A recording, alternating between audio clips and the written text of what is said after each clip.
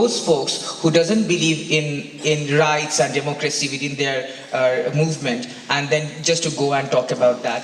Because in my country, they are making us such oxymoronic comments, such as like, they're talking about majority, and those people who, like people who are claiming that majority, they are actually the minority in the religion subsect. So my question again to Parvez and others, like, do you really think that we should focus on religion and building allies with the religion group?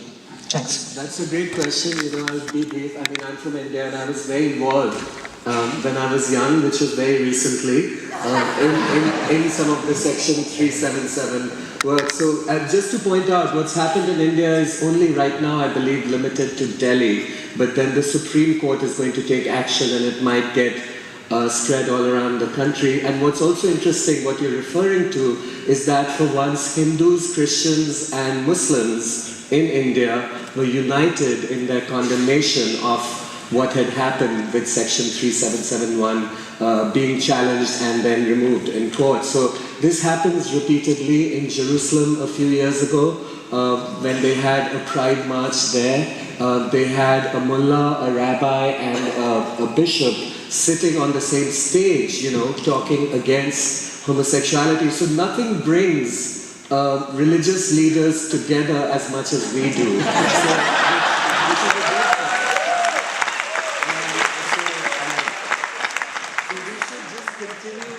We should continue having lots of sex with each other, hanging out together, but being gay people, because then we will unite all the differences of all the religions.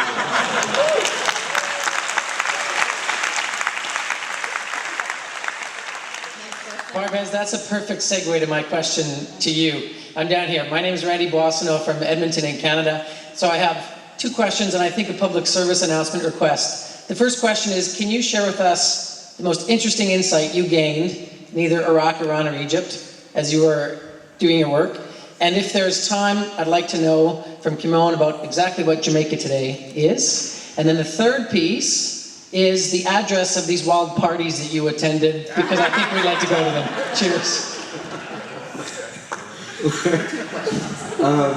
Well, Iran, I'll tell you how to get there. I'm having a party in my hotel tonight to enjoy it. And we're getting all the gay Muslim men there. So, no, but very quickly, I think think my most important, in Iran right now, Ahmadinejad, President Ahmadinejad has many more important issues to deal with than homosexuality, I think, and I'm sure all of you agree. So there has been a tendency, especially in the last year, for a lot of gay rights activists of a certain age, and pardon that, but in America especially, to sort of jump on Iran and attack Iran for committing huge violations against gay men. A lot of this is not documented, is not true. I know that Human Rights Watch is actually coming out with a very reliable, hopefully, report on the actual situation in Iran, how many people have been hanged, if any of them are connected to being gay at all. And as I said,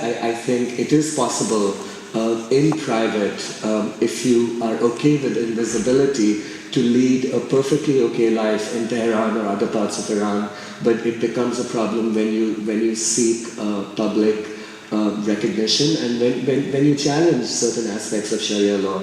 I think Egypt is very important because we have to realize that this is a non-Islamic state, supposedly a secular government. I would think it's a dictatorship, but I think given all of the human rights abuses against gay people over the last few years, the most significant were in Egypt by Hosni Mubarak's government in 2001, when they went out and actively, over a period of 2 years, targeted gay men, sought them out also on the internet after they had been arrested from the Queen Boat in Cairo, and imprisoned and tortured them. So I think at least for that region in the Middle East, we have to look at some pretty huge violations by Egypt.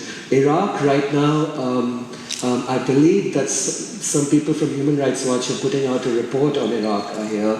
They've just come back from Iraq, and And as far as I know, and from what I've heard and some of the people I spoke to, the situation is pretty bad. There are gay men who have been killed. They have been sought out by militias of the Mahdi army, and many have had to go to parts of to north towards Kurdistan, and I believe that certain activists, including Human Rights Watch, have now succeeded in setting up some kind of underground railroad where a lot of these young men are being taken to other countries in the Middle East, especially Jordan and also Beirut. So that's what I know, Jamaica.